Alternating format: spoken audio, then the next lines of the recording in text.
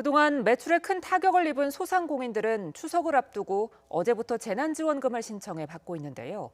일부 상인들은 정부가 약속한 지원금의 절반만 지급된다고 안내받는 등 지원 규모에 혼선이 빚어지면서 또 한 번 분통을 터뜨리고 있습니다. 손효정 기자입니다.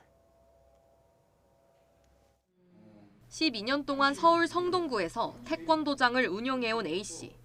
지난 8월 말 실내 체육시설이 집합 금지 대상으로 지정되면서 2주 동안 강제로 문을 닫은 건 치명적이었습니다.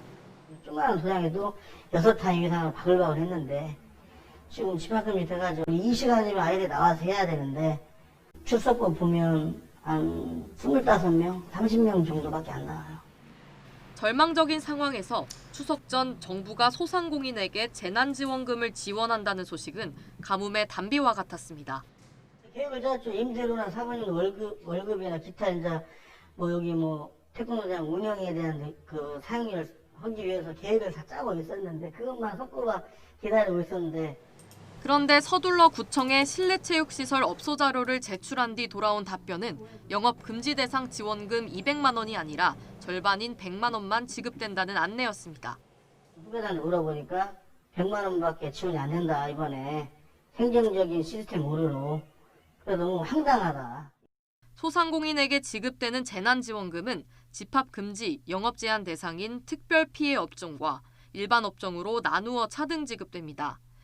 그런데 태권도장은 국세청의 실내체육시설이 아닌 교육서비스업으로 등록돼 문을 닫고도 일반 업종에 해당하는 지원금만 나간 겁니다. 구청들은 재난지원금 신청을 받기 전 이렇게 분류가 애매한 업소를 포함해 영업금지 업종 명단을 소관부처인 중소벤처기업부에 넘겼습니다.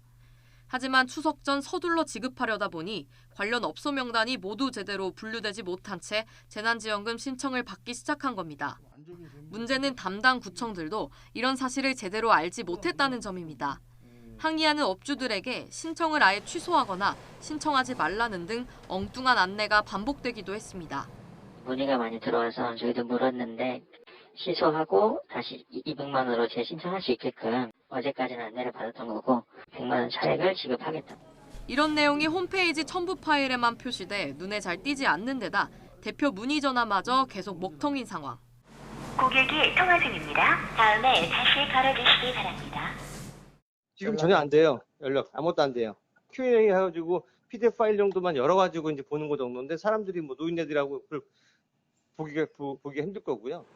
정부는 추석 전 소상공인들이 급하게 사용할 수 있도록 신속하게 재난지원금을 지급하겠다고 약속했습니다. 하지만 정부기관과 지방자치단체 간 엇박자에 불통 행정까지 이어지면서 소상공인들은 또 한 번 분통을 터뜨릴 수밖에 없었습니다.